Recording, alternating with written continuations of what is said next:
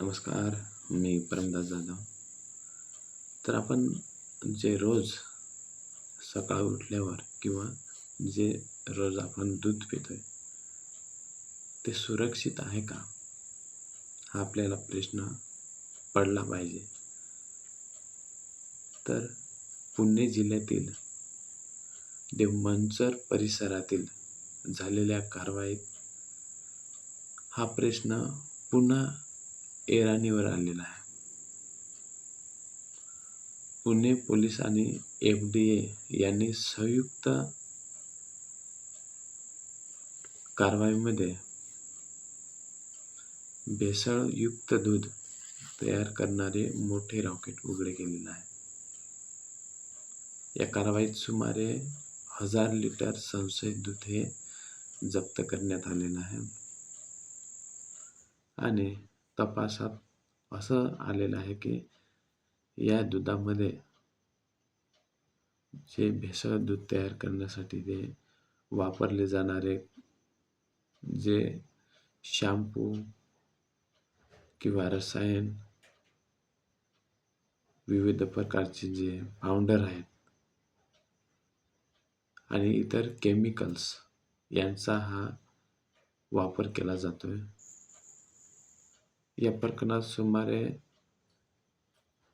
13 जणांना अटक करण्यात आलेली आहे. पोलिसांचा तपास सुरू आहे.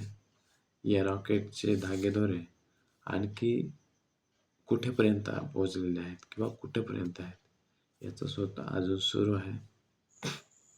तर गेल्या काही महिन्यात महाराष्ट्रात FDAने safe food safe drug safe Maharashtra अशी मोहीम भेसळयुक्त अन्न विरोधात ही मोहीम सुरू केलेली होती किंवा आहे. तर दुर्गंधजन्य पदार्थ जे दुधापासून तयार होतात ते पदार्थ किंवा खाद्यतेल आणि इतर पदार्थांवर सातत्याने कारवाई केली जात आहे. अशा प्रकारचे जे भेसळ आरोग्यासाठी अत्यंत धोकादायक आहे. तर दूषित दूध पिल्यास पोटाचे विकार, उलट्या, जुलाब किंवा यकृत आणि मूत्रपिंडावर याचा परिणाम होण्याचा धोका खूप जास्त आहे. तुम्हाला काय वाटते? अशा भेसळयुक्त जे दूध तयार करतात किंवा जे कोणी भेसळ तयार करते यांना कठोर शिक्षा व्हायला हवी का?